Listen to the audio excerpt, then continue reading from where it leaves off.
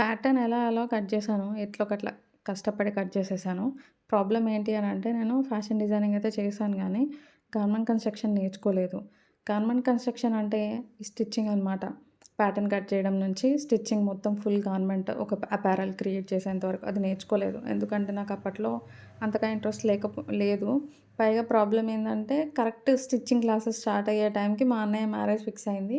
Marriage మళ్ళీ అవ్వదు. కావాలంటే ఈ స్టిచ్చింగ్ మళ్ళీ నేర్చుకోవచ్చు అని చెప్పి ఆ క్లాసెస్ వెళ్ళలేదు. అందుకని ఇగ నాకిప్పుడు స్టిచ్చింగ్ ప్రాబ్లమ్ అయితుంది. నా దగ్గర చాలా అంటే చాలా ఫ్యాబ్రిక్స్ ఉన్నాయన్నమాట. ఎందుకంటే స్టిచ్చింగ్ క్లాసెస్ స్టార్ట్ అయిన తర్వాత స్టిచ్ చేయాలి. అంటే ప్రాక్టీస్ కోసం తీసుకున్న ఫ్యాబ్రిక్స్ అనమాట. అవన్నీ ఖాళీగా పడిపోయి ఉన్నాయి. అందుకనే ఇప్పుడు అవి ప్యాటర్న్ ఏదన్నా ఒకటి క్రియేట్ చేసి స్టిచ్ చేద్దామని చెప్పి ట్రై చేస్తున్నాను. ప్యాటర్న్ నాకు యూట్యూబ్‌లో చూసి నేర్చుకున్నా. స్టిచ్చింగ్ వచ్చేసరికి సైడ్స్ అవన్నీ స్టిచ్చింగ్ నాకు రాదు. కానీ ట్రై చేస్తున్నాను. ఈ గొడవలో పడి ఒక మిస్టేక్ చేసేసాననమాట. ఆ మిస్టేక్ ఏంది అంటే ఫ్రంట్ పార్ట్ ప్రింట్ కరెక్ట్‌గా వచ్చింది ప్లేస్‌మెంట్. కానీ వెనక పార్ట్‌కి ప్రింట్ ఉల్టా వచ్చేసిందనమాట. ప్రింట్ ఉన్న ఫ్యాబ్రిక్స్‌కి ఇదే ప్రాబ్లమ్ అయితది. చూసుకునేటప్పుడు కరెక్ట్‌గా లేదు. నేను కట్ చేయడం గూడా చూసుకోకుండా కట్ చేసేసినా అనమాట.